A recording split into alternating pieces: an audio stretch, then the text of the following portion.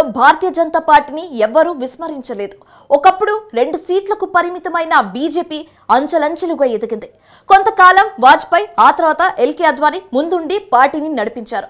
రామ జన్మభూమి ఉద్యమంతో ప్రజలకు దగ్గరైంది కమలం పార్టీ. కాగా కాంగ్రెస్ అగ్రనేత రాహుల్ గాంధీ ఈసారి 2 నియోజకవర్గాల నుంచి పోటీ చేస్తున్నారు. సహజంగా రాజకీయ పార్టీల అధినేతలు మాత్రమే 2 నియోజకవర్గాల నుంచి పోటీ చేస్తుంటారు. ఇదిలా ఉంటే అమేథీ నుంచి రాహుల్ గాంధీ పోటీ చేయకపోవడం సంచలనంగా మారింది. అమేథీలో కాంగ్రెస్ టికెట్ పై కిషోరీలాల్ శర్మ బరిలోకి దిగారు. ప్రముఖులు 2 నియోజకవర్గాల నుంచి పోటీ చేయడంలో మతలబేంటి? అమేథీని రాహుల్ వద్దనుకోవడంలో ఏమైనా వ్యూహం ఉందా? ఈ అంశాలపై ఇవాల్టి స్వతంత్ర ఫోకస్.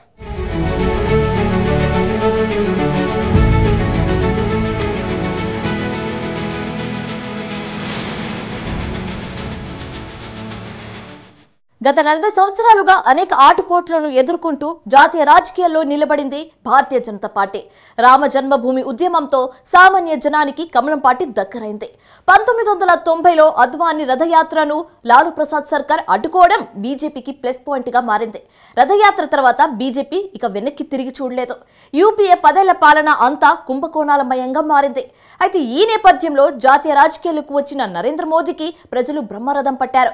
2014లో నరేంద్ర మోదీ తొలిసారి ప్రధాని అయ్యారు. 2019లో మోదీ నాయకత్వంలో మరోసారి బీజేపీ సర్కార్ కేంద్రంలోకి అధికారంలోకి వచ్చింది.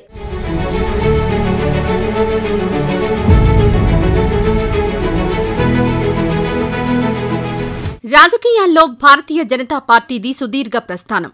తొలి లోక్సభ ఎన్నికల్లో కమలం పార్టీ పోటీ చేసి 4 దశాబ్దాలు పూర్తవుతోంది. ఈ సుదీర్ఘ ప్రస్థానంలో అనేక అవరోధాలు, అవాంతరాలు దాటుకుని వచ్చింది బీజేపీ. 2 సీట్ల నుంచి ప్రస్తుతం 303 సీట్ల స్థాయికి ఎదిగింది.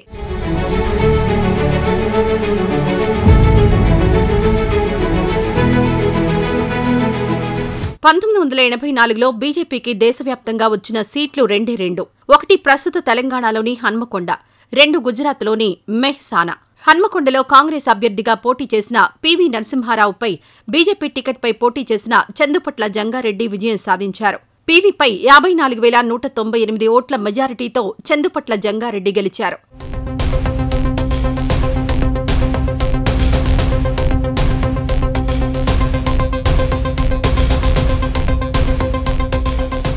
నాలుగు దశాబ్దాల కాలంలో కమలం పార్టీ అనేక ఆటుపోట్లు ఎదుర్కొంది.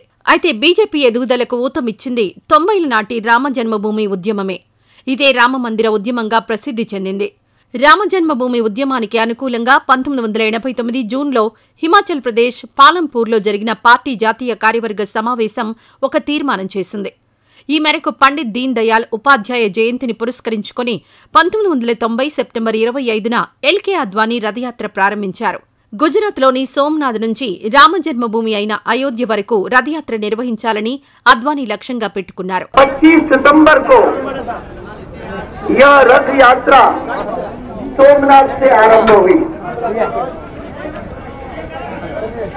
पश्चिमी सागर के किनारे पर स्थित सोमनाथ में है। लगभग वैसी बुद्धि 1947 से उस समय की सरकार के सामने सोमनाथ से थी। आज जो विवाद है अयोध्या में, वो विवाद यह है कि जिस स्थान पर श्री राम का जन्म हुआ था उस स्थान पर राम मंदिर हुआ करता था, लेकिन सन 1528 में बादशाह बाबर ने उस मंदिर को तोड़ करके उसके स्थान पर एक मस्जिद बनाई।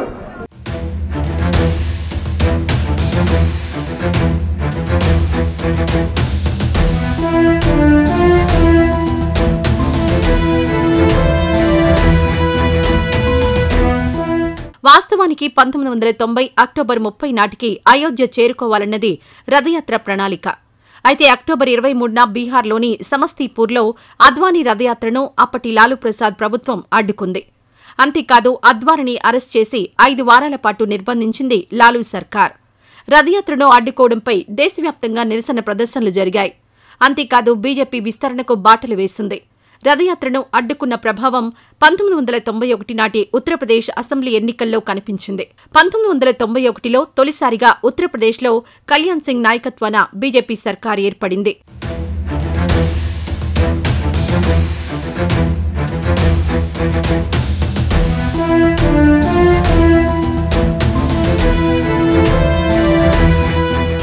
బీజేపీ ఎదుగుదలలో వాజ్పేయి, అద్వానీ పాత్ర కీలకమైనది.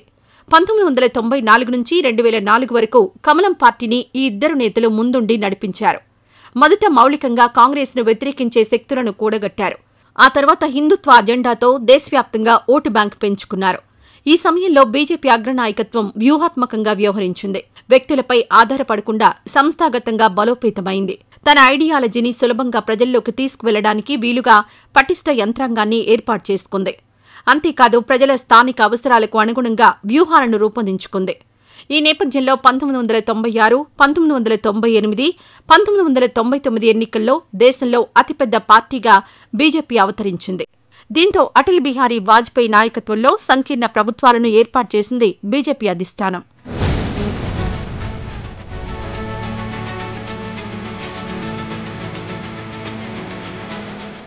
బీజేపీ ఎదుగుదలలో రాష్ట్రీయ స్వయం సేవక్ సంఘ్ సంస్థాగత బలం కూడా కలిసొచ్చింది. కుల, మత, ఆర్థిక, సామాజిక పరిస్థితుల ఆధారంగా కమలం పార్టీ వ్యూహాలు రూపొందించుకుంది. సోషల్ ఇంజనీరింగ్ను ఒక ఆయుధంగా చేసుకుంది. ప్రతి ఎన్నికను ఒక సవాలుగా తీసుకుని పోరాడింది కమలం పార్టీ.